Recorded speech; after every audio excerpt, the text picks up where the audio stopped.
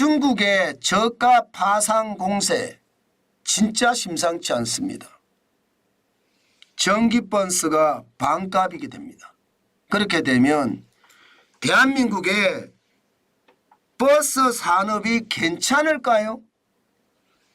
버스만 문제가 아니에요. 완성차를 만드는 업체만 문제가 아니라 부품을 만드는 업체까지도 줄줄이 위험해질 수가 있습니다. 야, 제가 중국 전기버스의 파상공세, 그것도 저가 파상공세가 몰려와서 대한민국 산업 전체를 뒤흔들 거다 말씀을 드렸는데 지금 전기버스 시장에서 뒤흔들고 있습니다. 충격적이에요. 여러분 보세요. 이거 신규 등록 시장에서 중국 전기버스의 점유율입니다. 54.1%예요. 와, 진짜 어마어마하죠. 이것을 보면서 말입니다. 큰일 났구나. 이러다가 대한민국의 버스 산업은 중국이 완전히 장악을 하겠구나. 그런 생각도 하게 됩니다. 여러분 알다시피 버스라는 게 전국을 누비고 다닙니다. 전국을. 그런데 거기에 뭔가 하나만 달린다 그러면 중국은 한눈에 전기버스가 어디로 돌아다니는 걸 보면서 대한민국을 한눈에 들여다볼 수도 있는 그런 사건이 터지지는 않을까. 저는 그런 두려움도 있습니다. 중국은 어떤 일이든 하거든요. 어떤 일이든. 저는 중국이 대한민국에 호의적으로만 생각하지 않는다고 생각을 합니다. 싱하이밍 주중 대사가 하는 짓 봤잖아요. 대사 따위가 대한민국을 우습게 알잖아요. 그런 일이 저는 계속 반복이 되고요. 또 버스라는 어떻게 생각하면 기관산업을 장악함으로써요. 대한민국이 돌아가는 구조를 다 아는 것은 아닐까. 그런 두려움도 있을 정도입니다. 실질적으로 보세요, 여러분. 지금 전기버스 신규 등록 현황을 보면요. 어마어마합니다. 2019년만 하더라도 신규 등록할 때 127대였습니다. 그 당시에는 점유율이 23.9%였거든요. 이것이 엄청나게 빨리 치고 올라갑니다. 2021년에는요. 480대로 37.7%까지 올라갔고요. 2022년에는 급기야 41.8%, 868대까지 늘었습니다. 2024년은 충격적입니다. 54.1%나 늘었습니다. 1,522대입니다. 장난 아니죠? 반면에 말입니다. 신규 등록 시장에 대한민국의 버스들은요. 그만큼 줄어들었다는 이야기예요. 국산 버스는 1293대 45.9%밖에 안 됩니다. 참 이것을 보면서요. 버스 산업이 어떻게 넘어지는지 여러분들은 지금 목도하고 계신다. 이렇게 말씀드려도 틀린 말이 아닙니다. 그럼 왜 이렇게 신규 등록 시장에서 중국산 전기버스가 이렇게 압도적으로 시장을 장악하느냐? 간단합니다.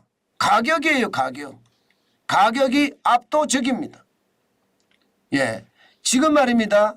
가격을 보면 말입니다. 중국산 전기버스는 3억 원입니다. 대한민국의 국산 전기버스는 4억에서 5억 정도 되고요.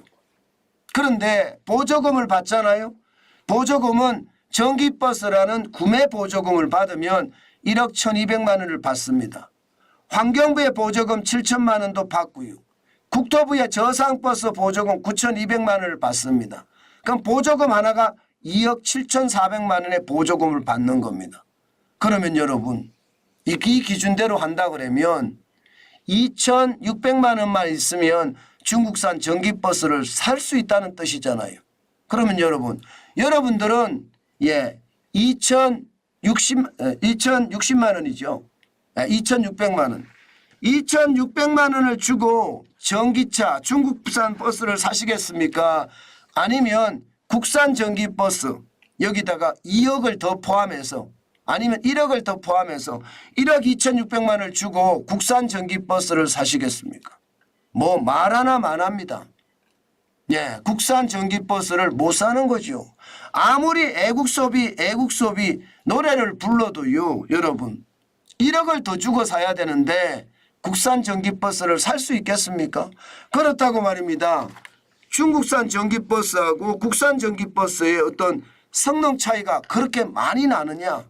디자인이나 또 부품이나 조금 조악하고 조금 모자란 건 사실이에요. 중국산 버스가. 그렇지만 성능이요. 전기 배터리의 성능이잖아요. 전기 배터리의 성능이라는 것은 셀을 몇 개 넣느냐에 따라서 충전을 얼마나 충전을 얼마나 해서 얼마나 장시간 운행을 하느냐 이게 핵심이잖아요. 전기버스 안에 전기 배터리 팩이 많이 들어간다고 이게 중요한 거 아닙니다. 버스 운영하는 사업자 입장에서는요. 중요한 것은요. 충전 시간이 느려지는 것도 중요한 게 아닙니다. 운행 시간이 얼마나 되느냐 이게 중요하거든요. 그러면 차이가 안 납니다. 차이가 안 나요. 오히려 말입니다. 중국 전기차 버스가 더 많은 기간을 운행할 수도 있습니다. 그만큼 버스 아래다 전기 배터리를 쭉 까는 거죠. 많이 깔아서 많이 장기간 운영할 수 있게끔 만드는 거예요. 그러면 중국산 전기버스가 그만큼 시장에 경쟁력이 있다는 뜻이에요. 그래서 정부가 말입니다. 각종 보조금을 차등화하면서 뭔가 바꾸려고 해요. 중국산 LFP 배터리 규제를 해가면서 생산자 재활용 책임제도 부과하고요. 폐기물 부담금 제도도 부과해서 그만큼 보조금을 덜 주려고 하지만 이게 덜 줘도 1억 이상 차이 나는 것을 어떻게 상쇄할 수는 없습니다. 저는 이것을 보면서 야 진짜 대한민국의 버스 산업 큰일 났구나. 저는 그렇게 생각합니다. 1차적으로 큰일 난 것은요. 보조금을 2억 7천만 원이라는 보조금 중국 업체들이 싹쓸이 해간다는 거죠. 1,500대가 넘는다고 하면 어마어마한 혈세가 중국으로 날아가요. 중국으로. 이게 저는 충격이라고 보는 겁니다. 아니 우리는 죽도록 고생해서 말입니다. 세금을 내는데 그 세금의 혜택을 보는 것은 중국 전기차 버스 업체다. 이렇게 생각하면 화가 나겠습니까? 안 나겠습니까? 당연히 화가 나겠죠. 그런데 그런 일이 지금 쉽게 벌어진다는 거. 그것이 굉장히 큰 충격이고요. 두 번째는요. 이대로 계속 간다면 버스 업계는 위기예요. 저는 버스 업계, 상용차 업계 진짜 와르르 무너진다고 생각을 합니다. 이대로 두면. 반드시 말입니다. 국내 산업을 보호하기 위한 조처를 만들어야 돼요. 지금 상용차 버스 회사들, 완성차 회사들만 망하는 게 아닙니다. 부품사들은 또 얼마나 많습니까? 부품사들까지 줄줄이 망할 수 있거든요. 제가 오죽했으면 버스 산업 위험하다 이런 표현을 썼겠습니까? 그나마 말입니다. 정환진처럼 이런 사람들이 계속 외쳐대니까 그나마 규제도 좀 더 차등으로 적용을 해서 보조금을 덜 주자 이렇게 이야기하지만 여전히 말입니다. 여전히 중국산은 저가 파산 공세가 일어난다는 뜻이에요. 여기다가 여러분 생각을 해보자고요. 지금 중국 전기차 업체들 어때요? 쉽지 않습니다. 중국 전기차 업체들이 많은 데다가 전 세계에서 말입니다. 수요마저도 꺾이니까 중국은요. 내 회사가 망하는 것보다 재고를 쌓아두는 것보다 싸게 파는 게 낫겠다. 이런 생각을 하지 않을까요? 저는 그 싸게 파는 대상에 대한민국이 들어가 있어서 저는 저가 파산 공세 때문에 우리 산업까지도 고사하는 그런 상황이, 고사라는 게 말라 죽는다는 뜻인데요. 그런 말라 죽는다는 그런 상황이 오지 않을까. 사실 굉장히 두렵습니다. 저는 정부가 진짜 미세하게 시장을 바라봐야 돼요. 지금처럼 시장을 저는 뭉뚱뭉뚱 보잖아요. 그러면 우리 산업이 중국에 의해서 쉽게 말하면 다 쓰러집니다. 저가라는 게 그렇게 무섭습니다. 그만큼 말입니다. 가성비 좋은 저가는 더 무섭습니다. 그런 일들이 저는 벌어질까 참 두려워하는데 그 두려움이 점점 현실이 되는 것 같아서요. 더 무섭다. 저는 그렇게 봅니다. 여러분, 제가 말씀드렸잖아요. 중국은 지금 어떻게든 살아남아야 되기 때문에 전기차 업체들도 저가 파산공사가 일어날 거고요. 여기에다가 전기차 업체뿐만 아니라 기본적으로는요. 배터리 업체들도 저가 파산공사를 전 세계적으로 할 거예요. 그중에 대한민국은 아주 가깝고 지리적으로 파산공사의 핵심 대상이 되지 않겠습니까? 저는 제발 대한민국이 시장을 바라봐야 되겠다.